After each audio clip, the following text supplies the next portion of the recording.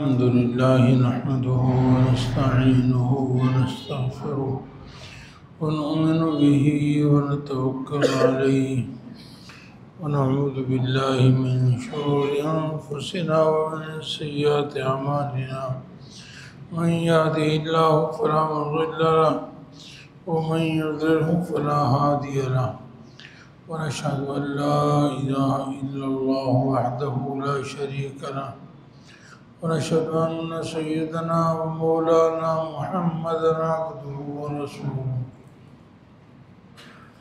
أرسله إلى كافة للناس بشيرا ونذيرا وداعيا إلى الله بإذنه وسراجا منيرا أما بعد فأعوذ بالله من الشيطان الرجيم بسم الله الرحمن الرحيم وكأي من نبي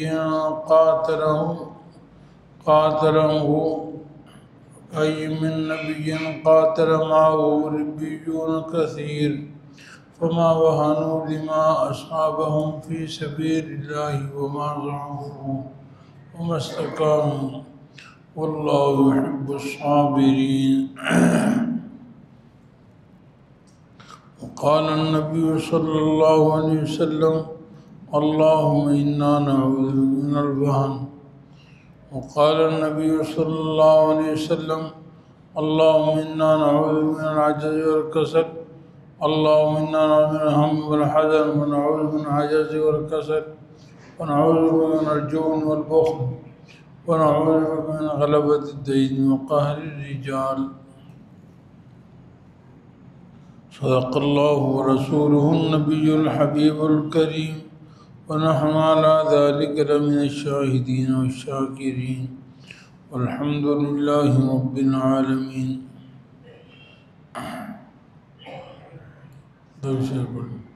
اللهم صل على محمد وعلى آل محمد كما صليت على إبراهيم وعلى آل إبراهيم إنك حميد مجيد.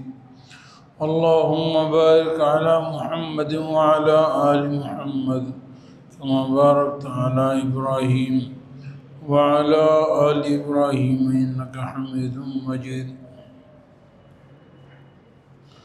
رب اشرح لي صدري ويسر لي أمري واحلل عقدة من لساني يفقهوا قولي رب زدني علما. اللہ جل جلالہ ساری تعریفوں کے لائق ہیں. وہ اکیلا ہی ساری کائنات کا نظام چلا رہے ہیں، سب سے بڑے ہیں، ہمیشہ سے ہیں اور ہمیشہ رہیں گے. جب کوئی نہ تھا وہ تھے، اور جب کوئی نہ رہے گا وہ ہوں گے.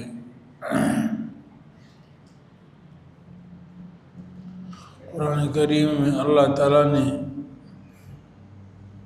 صحابہ کے فضائل بیان فرمائے ہیں، اور صرف آخری نبی کے صحابہ نہیں، مختلف انبیاء، گزشتہ جتنے انبیاء علیہ السلام گزرے ہیں ان کے جو ساتھ دینے والے تھے صحابہ، ان کے ساتھ دینے والے جو لوگ تھے جنہوں نے ان کے لیے ان کے ساتھ دیتے ہوئے دین کے لیے قربانیاں دی، اپنے بچے یتیم کروائے، اپنی جانوں قربانیاں دی، مال قربان کیا.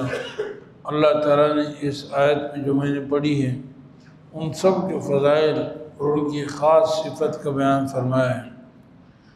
اللہ تعالیٰ اپنے فضل سے وہ صفت ہمیں بھی عطا فرما دیں. فرمایا وَكَأَيٍّ مِّن نَبِيٍّ، کتنے انبیاء ہیں، کتنے نبی ایسے گزرے ہیں، قاتل معه ربیون کثیر، کہ ان کے ساتھ جہاد کیا، قتال کیا، اللہ کے راستے میں لڑائی کی، اللہ کے راستے میں جہاد کیا، تلوار کے ساتھ جہاد کیا. ربیون کثیر، بہت سارے اللہ والوں نے، بہت سارے اللہ والوں نے. پہلے تو بیان فرمایا کہ انہوں نے مشکل کام کیا، بہت سخت کام کیا، کیونکہ جہاد اور پھر لڑائی کرنا، پھر قتال تلوار کے ساتھ لڑنا یہ بہت مشکل کام ہے. اس میں جان بھی چلی جاتی ہے، معذوری بھی آ جاتی ہے. انسان زخمی ہو جاتا ہے، سب سے مشکل کام ہے۔ پھر فرمایا کہ وہ جو ساتھ دینے والے تھے وہ بڑے اللہ والے تھے، ربیون کثیر، وہ اللہ والے تھے، ربانی لوگ تھے۔ اب ان کی خاص صفت کیا ہے؟ فرمایا فما وہنوا لما اصابهم فی سبیل اللہ، اللہ کے راستے میں جو ان کو مصیبتیں آئیں، تکلیفیں آئیں، پریشانیاں آئیں، بچے یتیم ہوئے، عورتیں بیوہ ہو گئیں، جو حالات ان پر آئے اس کی وجہ سے ان کے دل بیٹھے نہیں، ان کے دل کمزور نہیں ہوئے، ان کے دلوں میں ذرا سی بزدلی نہیں آئی۔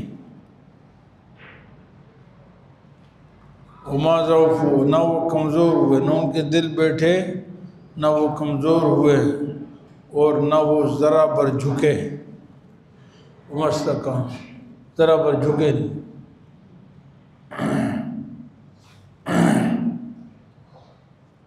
واللہ يحب الصابرین، اور یہ تینوں صفات کا مجموعہ بنتا ہے، ان تینوں صفات کا مجموعہ بنتا ہے صبر کرنا، مطلب ثابت قدم رہے، اللہ کے راستے میں ڈٹے رہے، انہوں نے سب کو قربان کر دیا، ہلے نہیں ذرا سے۔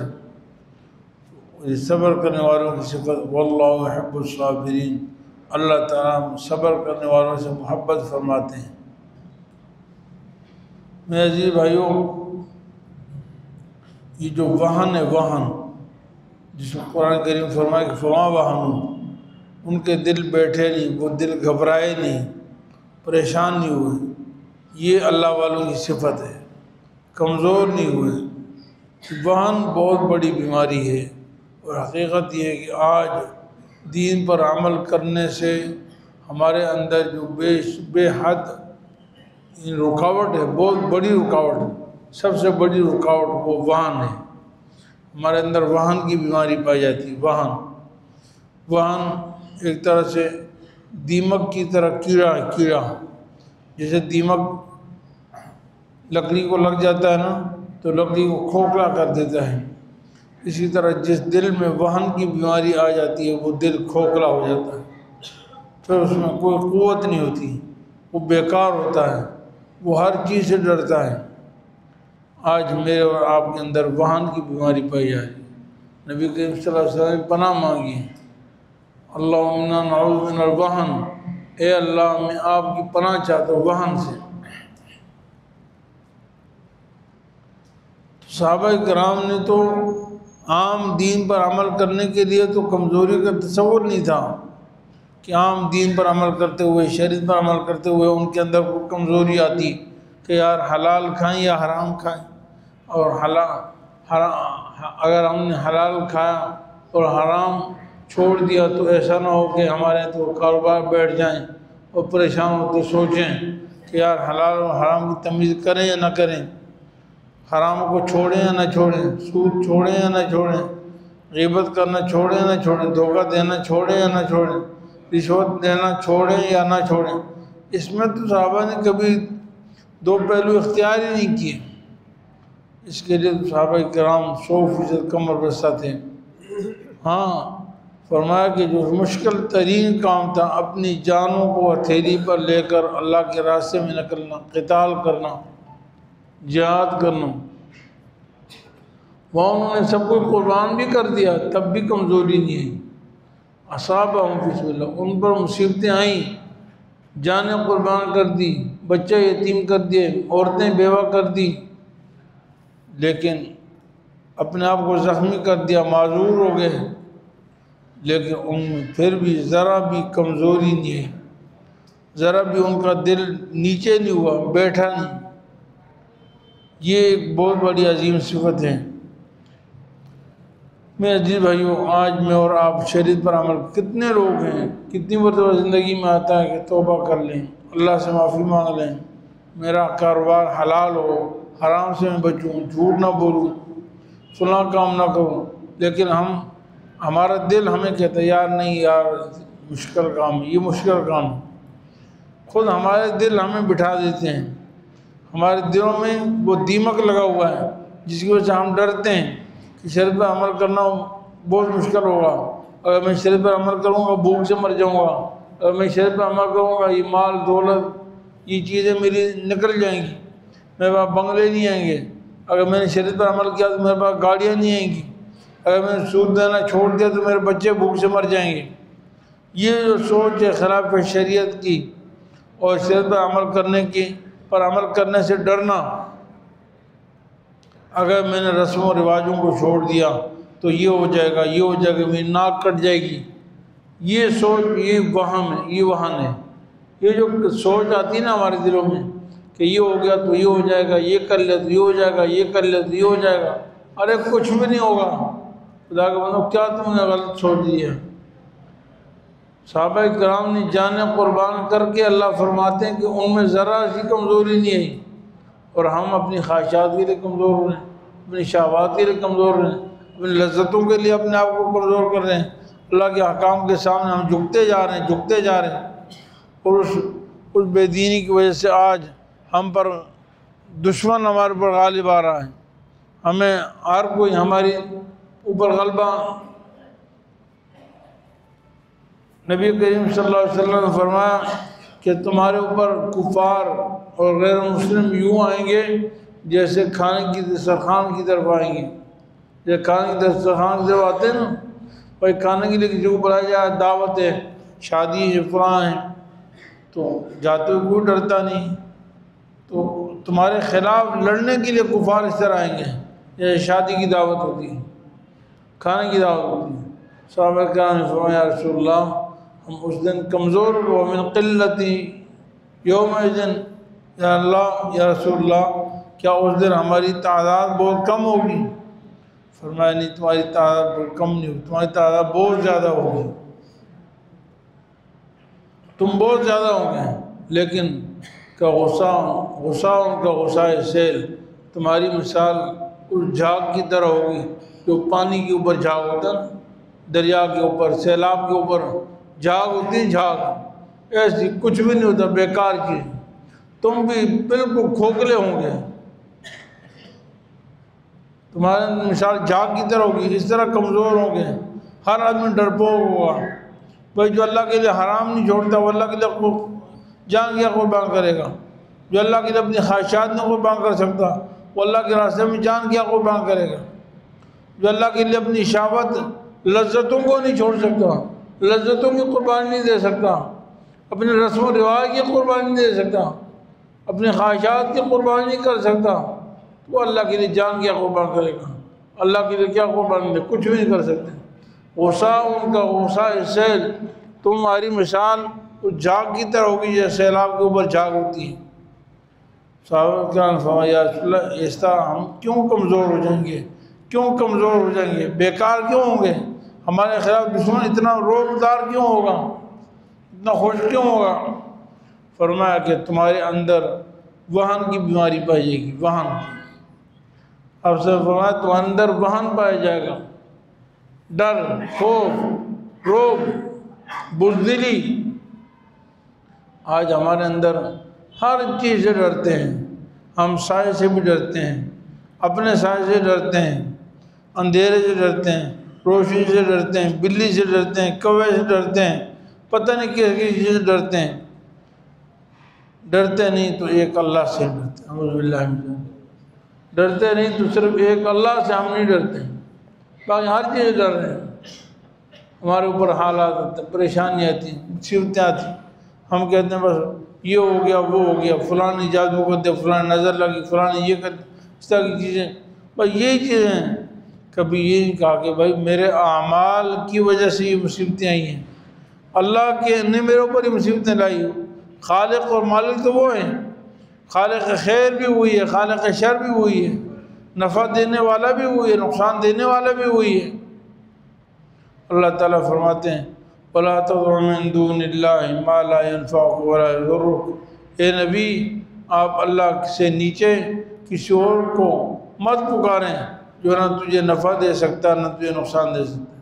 اللہ سے نیچے ساری کائنات کسی کو ایک ذرہ بھی نفع اور نقصان نہیں دے سکتی. فرمایا نبی صلی اللہ علیہ وسلم کو خطاب کر کے اور نبی صلی اللہ علیہ وسلم کو خطاب تو مجھے اور آپ کو سنانے کے لیے مجھے اور آپ کو سمجھانے کے لیے ورنہ نبی صلی اللہ علیہ وسلم میں اس کا تصور نہیں ہے۔ فرمایا فَإِنْ فَعَلْتَ فَإِنَّكَ إِذًا مِّنَ الظَّالِمِينَ، اے نبی خدا نہ خواستہ آپ نے اللہ کے سوا کسی اور کو اپنا مددگار سمجھ لیا، کسی اور کو نفع دینے والا نقصان دینے والا سمجھ لیا، تو آپ پھر اس وقت ناانصافی کرنے والوں میں سے ہو جائیں گے، آپ بھی ظلم کرنے والوں میں سے شامل ہو جائیں گے۔ رسول اللہ کو خطاب ہے، اور اصل میں آپ سب کو خطاب کر کے مجھے اور آپ کو سمجھانا ہے۔ وَيَمْسَسْكَ اللَّهُ بِضُرٍّ فَلَا كَاشِفَ لَهُ إِلَّا هُوَ، اگر آپ کو اللہ کو نقصان دینا چاہے تو کوئی اس نقصان کو روک نہیں سکتا۔ وَإِن يُرِدْكَ بِخَيْرٍ فَلَا رَادَّ لِفَضْلِهِ، اور اللہ تعالیٰ آپ کو فائدہ پہنچانا چاہے تو اللہ کے فضل کو کوئی روک نہیں سکتا، اس کائنات میں کوئی نہیں جو اللہ کے فضل کو روک۔ میرے عزیز بھائیوں، آج ہمارے اندر وہن کی بیماری پائی جا رہی ہے، جس کی وجہ سے آج ہم سے دین چھوٹ گیا، ہم سے نمازیں چھوٹ گئی، ہم سے حلال رزق چھوٹ گیا، ہم سے حیا چھوٹ گئی، ہم ننگے ہو گئے، جسمانی اعتبار سے ہم نے ننگا پن اختیار کر لیا، دوسروں کے رواجوں پہ چلے گئے۔ آج ہمارا لباس غیروں کا، کیوں؟ دل کے اعتبار سے، اندرونی اعتبار سے ہم بزدل ہیں۔ ہم یہ سوچتے ہیں کہ اگر ہم نے غیروں کا لباس نہ پہنا تو ہماری معاشرے میں عزت نہیں ہوگی، اگر ہم نے بے حیائی نہیں کی تو معاشرے میں ہماری عزت نہیں ہوگی، اگر ہم نے بے پردگی نہیں کی تو معاشرے میں ہماری عزت نہیں ہوگی، ہم نے حلال روزی کی تلاش نہیں کی تو معاشرے میں ہمارے پاس سہولتیں اور دولت نہیں ہوگی۔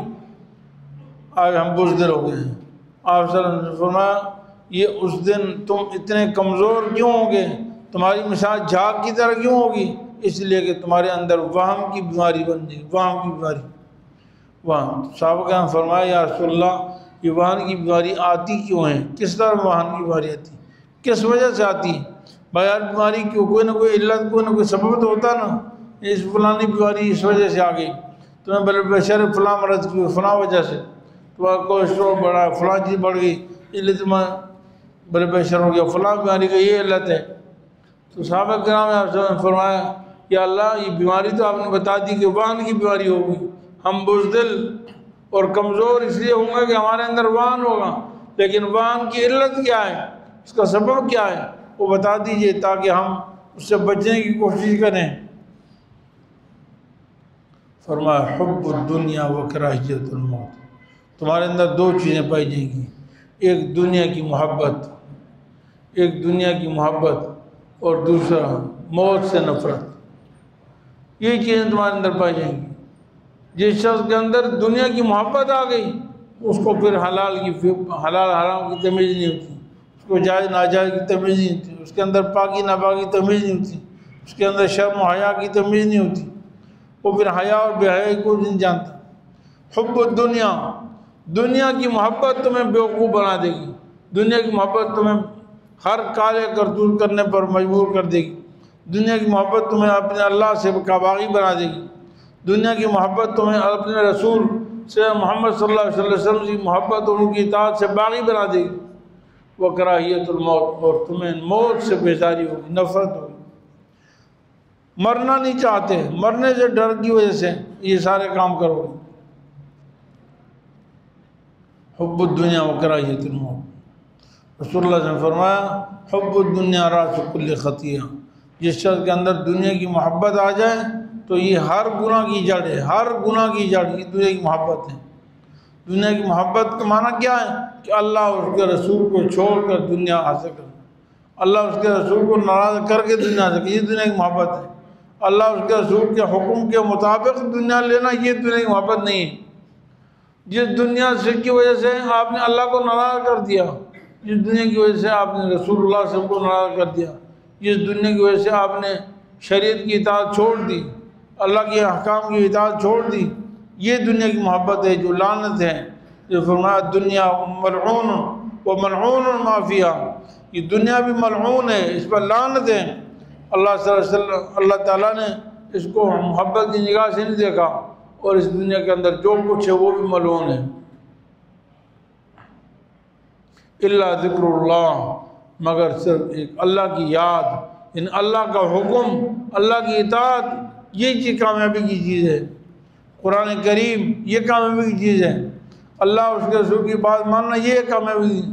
وما والا، قرآن اور قرآن سے متعلق جتنی چیزیں ہیں شریعت کا احکام، بس یہ ہے کامیابی، باقی ساری چیز مرعون ہے اللہ کے رسول کی۔ ہمارے تو دنیا کی محبت پائی جا رہی ہے، اور دوسرا دنیا موت سے نفرت۔ پھر موت سے نفرت ہمارے اندر کیوں ہے؟ اسی لیے کہ آگے اندھیرا ہے، آگے تباہی ہے، آگے ہلاکت ہے۔ مرنے کے بعد کی تیاری کچھ نہیں کی نا۔ مجھے اور آپ کو اپنی زندگی کی ساری کرتوتوں کو پتہ ہے کہ میں کیا کرتا رہا ہوں، میری زندگی کیسے گزاری، میرے دن اور رات کیسے گزرے، میرے غم خوشی کیسے گزری، میری شادی بیاہ کیسے ہوئے، میری جوانی کیسے گزری، مجھے پتہ ہے۔ اس لیے میں مرنا نہیں چاہتا ہوں۔ جنہوں نے تیاری کی وہ مرنا چاہتے ہیں، جنہوں نے تیاری کی وہ مرنے کے لیے بےتاب ہوتے ہیں۔ میری اور آپ کی ماں ام المومنین عائشہ صدیقہ رضی اللہ تعالیٰ فرماتی، اللہ نے بڑے عظیم مقام عطا فرمایا ام عائشہ کو، اللہ اکبر۔ ام عائشہ فرماتی ہیں کہ ان سرکار دو عالم جناب رسول اللہ صلی اللہ علیہ وسلم کی موت ایسی حالت میں آئی کہ آپ صلی اللہ علیہ وسلم میری گود میں ٹیک لگائے ہوئے، آپ کا سر مبارک میرے گردن میرے سینے پر تھا، میرے سینے پر رکھا ہوا تھا، اور اس حالت میں آپ صلی اللہ علیہ وسلم دنیا سے انتقال ہوئے۔ موت سے پہلے آپ صلی اللہ علیہ وسلم نے اوپر دیکھا اور پھر فرمایا اللہم الرفیق الاعلیٰ، اے اللہ مجھے بلند مقام عطا فرما، بلند مقام عطا فرما۔ فرماتی ہیں عائشہ کہ رسول اللہ صلی اللہ علیہ وسلم کی کیفیت میں دیکھ کر سمجھ گئی کہ آپ صلی اللہ علیہ وسلم کو موت کا پیغام آیا ہے، اور آپ صلی اللہ علیہ وسلم اس طرح آخری سے متوجہ ہو گئے جیسا کہ ہمیں پہچانتے ہی نہیں۔ وہ عائشہ جو آپ صلی اللہ علیہ وسلم فرماتے ہیں، آپ صلی اللہ علیہ وسلم سے پوچھا یا رسول اللہ آپ کو اس کائنات میں سب سے زیادہ محبت کس سے ہے؟ اس کائنات میں سب سے زیادہ آپ کو محبت کس سے ہے؟ فرمایا عائشہ سے۔ کائنات میں سب سے زیادہ مجھے محبت کس سے ہے؟ عائشہ صدیقہ سے۔ پھر صحابہ نے پوچھا ثم من، فرمایا مردوں میں سے کون ہے؟ فرمایا ابوہا، پھر عائشہ کے ابا سے، ابوبکر صدیق سے۔ وہ عائشہ فرماتی ہے کہ رسول اللہ موت کے وقت ایسی کیفیت ہو گئی تھی جیسے حضور صلی اللہ علیہ وسلم ہمیں پہچانتے ہی نہیں، آخرت کے لیے اس طرح بے چین اور بےتاب ہیں۔ حضرت سیدنا موسیٰ علیہ السلام کا تفصیلی واقعہ ہے۔ اللہ تعالیٰ نے موسیٰ علیہ السلام فرمایا کہ موسیٰ اگر تم زندہ رہنا چاہتے ہو تو بیل کی کمر پر تم ہاتھ رکھو، اور اس ہاتھ کے نیچے جتنے بال آ جائیں گے، 1000 بال ہوں 2000 بال، جتنے بال آ جائیں گے اتنی آپ کی زندگی بڑھا دی جائے گی۔ فرمایا پھر کیا ہوگا؟ پھر موت آئے گی۔ فرمایا میں ابھی موت چاہتا ہوں کہ اللہ مجھے ابھی موت چاہیے، میں زندہ رہنا نہیں چاہتا۔ آج وجہ کیا کہ ہم نے مرنے کی تیاری نہیں کی۔ نبی کریم صلی اللہ علیہ وسلم نے ہمیں دعا سکھائی، اللہم بارک لی فی الموت فیما بعد الموت، کہ اللہ مجھے موت میں برکت عطا فرما اور مرنے کے بعد برکت عطا فرما۔ دیکھیے میں اور آپ نے یہ تو سیکھا کہ شادی مبارک، فلاں ڈگری مبارک، مکان مبارک، دکان مبارک، فیکٹری مبارک، یہ چیزیں مبارکبادی ہم نے سیکھی ہیں، لیکن کسی کو تمہاری موت مبارک یہ نہیں سیکھی۔ لیکن ہمارے نظر میں موت سے تو ڈر آتا ہے، کسی کو ہم کہتے ہیں تمہیں مصیبت مبارک ہو، تمہاری بیماری مبارک ہو، نہیں یہ نہیں کہتے۔ آپ صلی اللہ علیہ وسلم فرماتے ہیں جو شخص دن میں 25 دفعہ یہ موت کو یاد کرتا ہے اور یہ دعا پڑھتا ہے اللہم بارک لی فی الموت فیما بعد الموت، وہ جیسے جہاں بھی مرے گا وہ شہید مرے گا، کہ موت شہادت والی۔ اے اللہ مجھے موت میں برکت عطا فرما اور مرنے کے بعد برکت عطا فرما۔ تو موت بھی برکت والی ہوتی ہے، موت بھی کیا ہوتی ہے؟ برکت والی ہوتی ہے۔ ایسی موت جو ایمان پر خاتمہ ہو، جس کے ساتھ اللہ کی ملاقات ہو، وہ کتنی عظیم برکت والی موت ہے۔ اور فرمایا مرنے کے بعد کی زندگی مجھے برکت عطا فرما، اس لیے کہ اصل زندگی تو مرنے کے بعد کی ہے۔ دنیا کی زندگی میں کسی چیز میں جتنی بھی برکت ہو جائے لیکن یہ چند روزہ ہیں، ختم ہو جائے گی۔ شادی بھی چند روزہ ہے، مکان بھی چند روزہ ہے، دکان بھی چند روزہ، بنگلہ بھی چند روزہ، گاڑی بھی چند روزہ ہے، ختم ہو جائے گی۔ اصل زندگی، اصل برکت تو مرنے کے بعد ہے۔ آپ نے فرمایا اللہم بارک لی فی الموت فیما بعد الموت، اللہ مجھے موت میں برکت عطا فرما، مرنے کے بعد برکت عطا فرما۔ میرے عزیز بھائیوں، یہ جو ہمارے اندر کمزوری پائی جاتی ہے، ڈر پایا جاتا ہے، ہر وقت ایک ذہن پہ سوار ہیں، اور ڈرتے ہیں دین پر عمل کرتے ہوئے. اس کو چھوڑنا پڑے گا تب ہم دین پر عمل کر سکتے ہیں، ورنہ اسی طرح ڈرتے ڈرتے موت آ جائے گی، پتہ بھی نہیں چلے گا کب زندگی کی شام ہو گئی اور شریعت پر عمل نہیں ہوگا. صحابہ کرام نے اپنی جانوں کو قربان کر کے اللہ فرماتے فما وہنوا، ان کے دل کمزور نہیں ہوئے، ان کے دل بیٹھے نہیں، سست نہیں ہوئے، بزدل نہیں ہوئے. اور آج میں اور آپ اللہ کے احکام پر عمل کرتے ہوئے ہم ڈرتے ہیں، ہم سوچتے ہیں. ہر آدمی کو ابھی کرتا ہوں، سوچتا ہوں، 60 سال گزر کے سوچ رہا ہوں، 50 سال گزر کے ابھی سوچتا ہوں. ابھی بھی ہم سوچ رہے ہیں کہ توبہ کریں یا نہ کریں. ابھی بھی میں اور آپ سوچ رہے ہیں کہ شریعت پر عمل کریں یا نہ کریں. ابھی بھی ہم سوچ رہے ہیں کہ دین پر عمل کرنے میں ہمارا فائدہ ہے یا نہیں. اللہ تعالیٰ نے 1,24,000 انبیاء علیہ السلام کو بھیجا، امام الانبیاء کو بھیجا، قرآن کریم آسمان سے نازل فرمایا، لاکھوں کروڑوں علماء بھیجے ہماری ہدایت کے لیے. آج تک دین کی حفاظت کی، لیکن آج تک میری اور آپ کی سمجھ میں ابھی تک یہ بھی نہیں آیا کہ ہم فیصلہ کر لیں کہ ہمیں کرنا کیا ہے. ہم نے کلمہ پڑھا ہے لا الہ الا اللہ محمد رسول اللہ، اس کا یقین نہیں بنا ہے، بس پڑھا ہے منہ سے، دل میں یقین بیٹھا ہی نہیں. اور بغیر یقین کے ایمان ہے یا نہیں تو مرنے کے بعد پتہ چلے گا. فَكَشَفْنَا عَنْكَ غِطَاءَكَ فَبَصَرُكَ الْيَوْمَ حَدِيدٌ. کہتے یہ دنیا کی محبت اور یہ ساری یہ پردے ہم ہٹا دیں گے پھر تمہاری نگاہ بہت تیز ہوئے گی. فَسَوْفَ تَرَىٰ إِذَا انْكَشَفَ الْغُبَارُ أَفَرَسٌ تَحْتَ رِجْلِكَ أَمْ غُبَارٌ أَمْ حِمَارٌ. قریب تجھے پتہ چل جائے گا، جب غبار چھٹ جائے گا تو پتہ چل جائے گا گھوڑے پہ سوار تھا، گدھے پہ سوار تھا. سمجھ میں آ جائے گا کس چیز پہ سوار تھا. میرے عزیز بھائیوں، 50 سال سے میں اور آپ مسلمان ہیں، لیکن ابھی تک ہم یہ فیصلہ نہیں کر سکے کہ ہم مسلمان ہونے کا معنی کیا ہے. قرآن پر عمل کرنے میں فائدہ یا نقصان ہے، شریعت پر عمل کرنے میں فائدہ یا نقصان ہے. اگر ہمارا یقین اور ایمان ہے کہ فائدہ ہے تو پھر فیصلہ کیوں نہیں ہو رہا، پھر توبہ کیوں نہیں ہو رہی، پھر ہماری شکل و صورت سنت کے مطابق کیوں نہیں ہو رہی، ہمارا لباس شریعت پر کیوں نہیں ہو رہا، ہماری شادی بیاہ شریعت پر کیوں نہیں ہو رہی، ہمارے کاروبار شریعت کے مطابق کیوں نہیں ہو رہے، ہمارا لین دین شریعت کے مطابق کیوں نہیں ہو رہا. کب فیصلہ کریں گے؟ مرنے کے بعد فیصلہ کریں گے. اور کیا موت کسی پوچھ کر آئے گی؟ موت کب آئے گی؟ رات کو آئی، دن کو آئی، کسی کو کوئی پتہ نہیں. کتنے لوگ ہیں جتنی بھی زندگی گزرتی ہے کہتے ہیں زندگی ادھوری گزر گئی، زندگی ادھوری رہے گی، کسی کی خواہشات پوری نہیں ہوتی، اور موت پوچھے بغیر آتی ہے، پوچھتی نہیں. میرا عزیز بھائیو، اگر ہمارا یقین ہے کہ اللہ برحق ہیں، نبی کریم صلی اللہ علیہ وسلم برحق اور سچے پیغمبر ہیں، شریعت بالکل سچ ہے، قرآن سچا ہے، احادیث سچی ہیں، تو پھر مجھے اور آپ کو یہ فیصلہ کرنا پڑے گا اور ہمت کرنی پڑے گی، جرأت سے فیصلہ کرنا پڑے گا.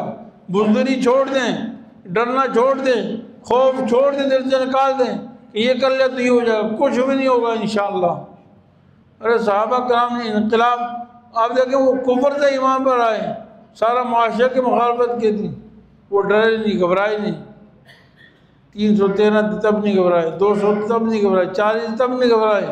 اور میں اور آپ پوری دنیا ماشاءاللہ اربوں کی تعداد میں مسلمان ہیں، 1.5 ارب پونے 2 ارب کے قریب مسلمان ہیں، اور آج بھی ہم فیصلہ نہیں کر پائے شریعت پر عمل کرنا ہی نہیں کرنا. آج میری اور آپ کی کیفیت حقیقت جانے کی یہی ہے کہ ہم جتنے گناہ گار ہیں، ہم اصل میں ابھی تک ہم فیصلہ نہیں کر پائے کہ شریعت پر عمل کرنے میں ہمارا فائدہ ہے یا نقصان. اللہ اور اس کے رسول کی بات سچی ہے نعوذ باللہ یا جھوٹی، سچی ہے یا جھوٹی، ہم فیصلہ نہیں کر پائے. نعوذ باللہ من ذالک، نعوذ باللہ من ذالک. اگر سچی ہے تو کیوں فیصلہ نہیں ہو رہا؟ بھائی آدمی کسی سے مشورہ لیتا ہے، پھر آدمی کہتا ہے یہ 100% اس کی بات سچی ہے، فوراً عمل کرتا ہے نا، فائدہ نہ جاتا ہے. کون بیوقوف ہے اپنا نقصان کرتا ہے؟ لیکن ہم شریعت کے اندر نقصان ہی کرتے جا رہے ہیں، نقصان ہی کرتے جا رہے ہیں. 60 سال ہو گئے، توبہ کی توفیق نہیں ہوگی. کب ہوگی؟ مرنے کے بعد ہوگی. کب توبہ کریں گے؟ میرے عزیز بھائیوں، آج موقع ہے توبہ کر لیں. اللہ تعالیٰ مجھے بھی آپ کو سچے دل سے توبہ کرنے کی توفیق عطا فرمائے اور کامل ایمان اور یقین والی زندگی نصیب فرمائے اور ایمان پر خاتمہ نصیب فرمائے. وآخر دعوانا الحمدللہ رب العالمین.